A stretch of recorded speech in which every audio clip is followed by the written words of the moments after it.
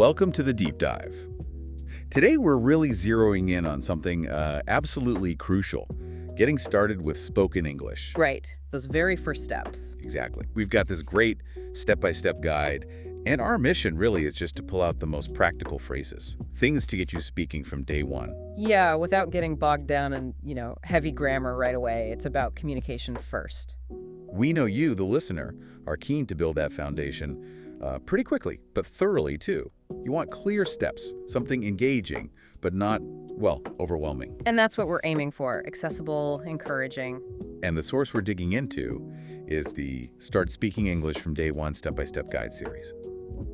Okay, so let's dive in. Where does a beginner even begin? Well, logically, it has to be greetings and introductions, doesn't it? They're the real basics of any chat. Makes total sense. The guide kicks off with a super simple, "Hi, how are you?" Yeah. And that classic reply, "I'm good, thank you, and you?" It really stresses saying these out loud, too. And that emphasis is spot on. It's like learning an instrument or sport. You can read the theory. But you gotta do it. Exactly. You have to physically make the sounds. Yeah. Practice forming the words. That's how they become natural. Then it moves right into introducing yourself. "My name is Nick." You fill in your name. Right. And asking, "What's your name?" It also flags, "Hello, what's your name?" Yeah. That's a really good starting point. Yeah, and these are pretty universal, aren't they? Your go-to lines for just finding out who you're talking to in most English-speaking places. And the key takeaway here, which I think is so important, is just focus on getting the words out.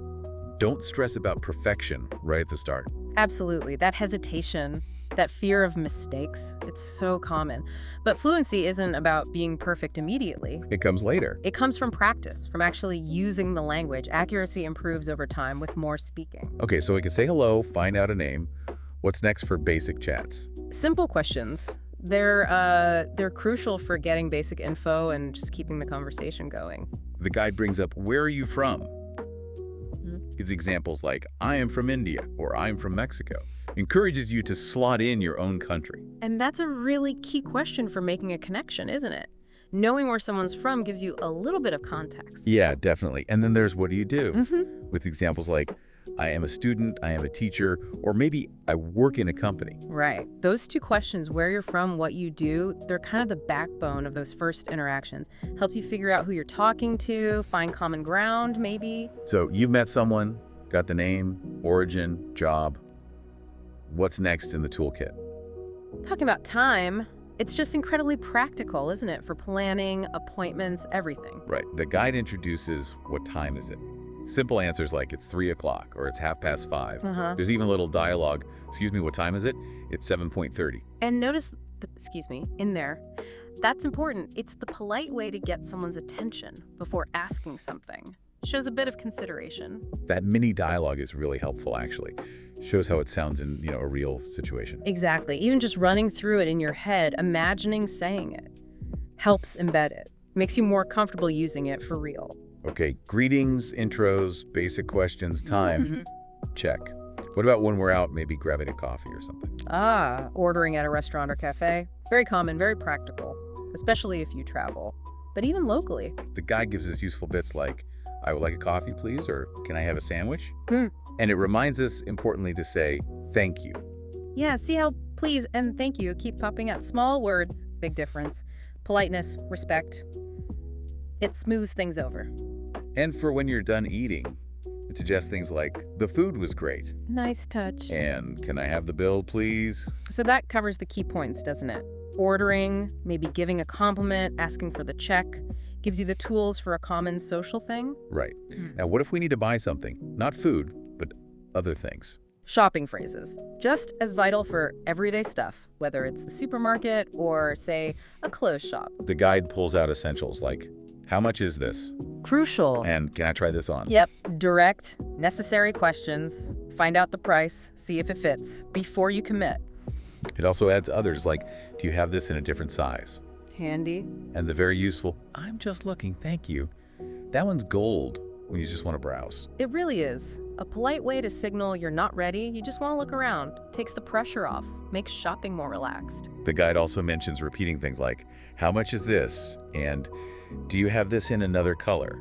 says repetition helps. Definitely. It's like a muscle memory for your mouth, right? Say them often and they'll just pop out when you need them. Okay, shopping covered. Now, what if you're lost? New place, trying to find your way. Asking for directions, yeah. Really key skill for feeling independent, exploring new areas. The guide gives common questions. Where is the bus stop? Uh-huh. Or how do I get to the train station? Basic, but essential, especially for public transport in unfamiliar places, saves a lot of hassle. And it offers simple replies people might give you, like go straight and turn left. Right. Or it's next to the bank. And there's another practice dialogue. Excuse me, where is the supermarket? It's across the street. Notice the simplicity again. Basic words for direction. And the dialogue gives you that practical example, asking and understanding. Got it. So we can ask for directions. What about just talking about your day? The normal stuff. Describing your daily routine, it's a great way to practice common verbs, build simple sentences. The guide lists examples. I wake up at 7 a.m., I brush my teeth, I take a shower, I eat breakfast, then I go to work. Or maybe go to school. These are actions most people do, right? Describing them helps you link actions, time, sequence, start stringing sentences together. It encourages you, the listener, to try describing your own day. Just one sentence at a time. That sounds like a really good exercise. It is, because it shifts you from just understanding to actually producing the language. That's how it really sticks. Now here's a total classic conversation starter. The weather. Can't go wrong with the weather. Everyone experiences it, right? Wherever you are. The guide gives us basics like, it's sunny today, it's raining outside, it's very hot, it's cold today, even expressing an opinion. I like rainy days. The weather is always there, isn't it? So talking about it is just a natural, easy way to kick off a chat with almost anyone. And there's a practice question and answer. How's the weather today? It's cloudy but nice. See? Simple exchange. Shows how easy it is to start and continue a basic conversation about something we all share. Okay, let's move to a specific, maybe slightly stressful situation.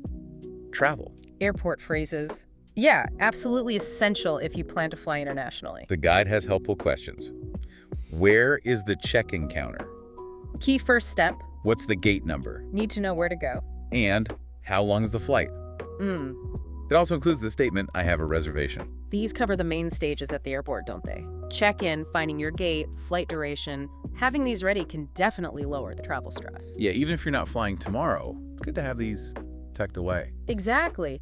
Building vocabulary for specific situations prepares you for when they actually happen. You feel more ready. Okay, shifting gears a bit. How do we talk about, well, how we feel? Expressing emotions, it's vital for, communicating properly, connecting with people on a slightly deeper level. The guide lists basic feelings. I'm happy, I'm tired, I'm excited. Common ones. Also, I feel nervous and I'm relaxed. Plus a question answer. How are you feeling? I'm feeling great. So a range of common states lets you tell people how you're doing, and the Q&A encourages that simple back and forth. Being able to say how you feel. Yeah, definitely important for communication. It is. Allows for more understanding, more connection in conversations. Now for a topic most people enjoy chatting about. Food. Always a good one. We all eat, right? Yeah. Great way to expand vocabulary, too. The guide gives examples. I like pizza. I don't like spicy food. Likes and dislikes. My favorite dish is pasta. And the question, do you like ice cream? With answers, yes, I love it, or no, I don't. Talking about food preferences is usually pretty light, enjoyable. A comfortable zone for practicing new words and sharing your tastes. Easy, relatable. Okay, what about getting to know people better? Sharing interests. Talking about hobbies, fantastic way to find common ground, build connections. The guide suggests things like, I like reading, I play football, maybe I watch movies on weekends, or I go for a walk every evening.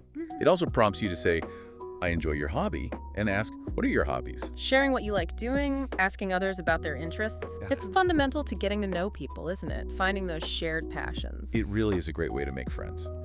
What about another personal topic that comes up a lot?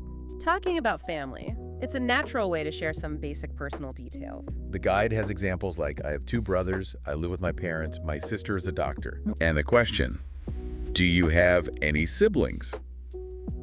With a possible answer like, yes, I have 1 younger brother. Family is a common topic in many cultures. Learning to talk about yours in English is a valuable skill for connecting. Definitely good conversation builders. Now let's talk about something that just makes everything smoother. Polite phrases. Absolutely essential. Showing respect, keeping things friendly. The guide lists the big ones. Please, thank you. You're welcome. Staples. Excuse me, I'm sorry, and no problem. Yeah. It also gives a practical example. Excuse me, can you help me? Thank you very much. These are like the social lubricant, right? They keep conversations flowing nicely, show consideration, make interactions pleasant. They really do make you sound more approachable. What about quick, easy ways to just respond? Common short answers. Yeah. Yeah, they let you join in naturally without having to build a full sentence every single time. This guide gives things like, yes, I do, no, I don't. Maybe, I think so, I'm not sure, and absolutely. Very versatile responses. You can use them in loads of situations. Makes your reply sound more natural, less stilted. Definitely helps you sound more fluent, even with simple stuff. Now, a specific communication method. Phone calls, right. Important for everyday life, work, everything. The guide provides examples. Hello, who is this? This is Jake. May I speak to Emma? Standard openings. Vicky, if it's you, can you call me back later? Sure, no problem. Phone chats have their own sort of etiquette, their own common phrases. Knowing these helps you feel way more confident making or taking calls in English. Easy and important, like the guide says. Oh, Okay, now for just a tiny peek in how the language actually works. Structure. yeah, a little bit of basic grammar can provide a foundation, helps you build more complex sentences down the line. The guide introduces the present continuous. Simple explanation. Use I am plus a verb ending in inning for actions happening right now. Examples. I am eating. I am learning. And very relevant. You are listening to a podcast. It mentions this is the present continuous more later. So right now, you are learning. That's a perfect example. It describes your current activity. Right now, you're listening. Later, maybe you are eating dinner. It's for the now. Just a little taste of sentence building. Okay, back to describing things around us. Describing places lets you talk about your surroundings, share what you see. The guide gives examples. My house is big, the park is clean, Using simple adjectives. the city is beautiful, the room is small but cozy. Right. These use common describing words, adjectives, to paint a picture of different places. Good vocabulary practice. Great for building those descriptive words. What about describing people, specifically what they're wearing? Talking about colors and clothes, useful for descriptions, yeah, but also for saying what you like. The guide has examples. I'm wearing a blue shirt, she is wearing a red dress, Simple descriptions. and I like black shoes. Plus the question, what color do you like? Answer, I like green. So you can describe what you see and share your own tastes, ask about theirs, colors, clothes, everyday topics. Fantastic progress. Now, how do we talk about moving around? Getting places. Talking about transportation. Really practical for discussing your daily commute or any travel, really. The guide gives examples. I go to work by bus, she drives a car, we take the train every morning. Common ways to travel. And it asks the question, do you walk to school? So these use common transport methods and the verbs that go with them, how we travel. Great for everyday chat. What about, well, when we're not feeling 100%? Basic health phrases. Important for saying how you feel and, getting help if needed. The guide includes things like, I have a headache, I feel sick, Right. I need to see a doctor. And the question, are you okay? With the reply, yes, I'm fine now.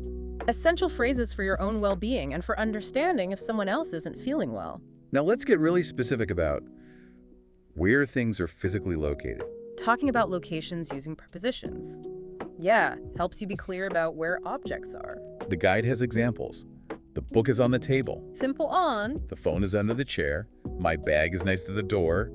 And the keys are in the drawer. These show how to use common prepositions of place: on, under, next to, in.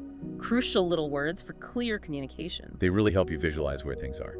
Okay, let's try putting some of this together more interactively. Short question and answer practice. Yeah, really effective for building understanding and quick response skills. The guide gives examples. Is it cold today? Yes, it is. Simple yes, no. Are you hungry? No, I'm not. Do you like music? Yes, I love it. These little exchanges show how to give brief, relevant answers to basic questions. Makes you feel more comfortable in that back and forth flow. That feels much more like a real conversation. Now, a super practical topic, money. Talking about money, absolutely essential for just functioning day-to-day, buying things. The guide provides examples. It costs $5. Basic price. I have $10. Can you break this note? meaning can you give me smaller change? Uh-huh. Use will you accept cards, and here's your change. These cover common money situations, right? Asking the price, paying, getting change back, really fundamental. Absolutely vital. Okay, moving on to time again, but broader. Days, months. Using days of the week and months of the year. Yeah, important for scheduling, talking about when things happen. The guide gives examples like, today is Monday, my birthday's in July. Right. Specific points in They're time. meeting on Friday, Yeah. December's a cold month, and April has 30 days. These show how to slot days and months into everyday sentences, talk about schedules, facts about time. Useful for making plans. And speaking of plans, Let's touch on future plans, just a very basic way to talk about what's coming up. the guide gives examples using will. I will go shopping tomorrow. Simple future action. You will visit next week. We will have dinner at 8. And the question, will you join us? With the answer, yes, I will. So using will, a fundamental way to signal future actions or intentions. Good to get that first glimpse of talking about the future. Mhm. Now, what about suggesting activities? Or talking about places to go? Talking about places you can go. Yeah, useful for making suggestions, describing locations, The guide has examples. I want to go to the park. expressing desire. They visited the museum. Past action. Let's go to the movies. A suggestion. Uh-huh.